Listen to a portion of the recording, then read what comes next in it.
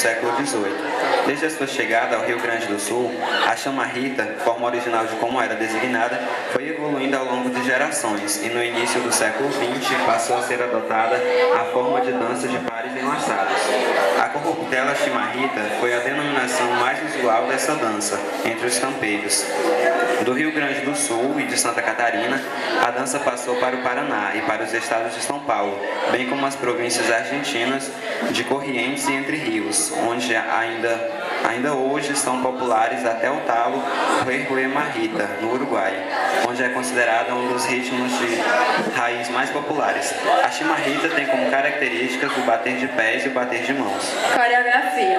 A coreografia apresenta-se sob 3 formas: o rufado, simples dança sem batida dos pés no chão e das mãos; o valsada, sem batida dos pés e das mãos; o rufando, onde os passos são valsados, as batidas ritmadas das palmas e do sapateado. Os figurantes dispõem-se em filas e dispõem-se e seguem assim, até formarem uma roda, um atrás do outro. O passo é lento e atraente. É um baile cantado, onde há solo e coro. A chimarrita é uma espécie de antiga polca ou rancheira moderna.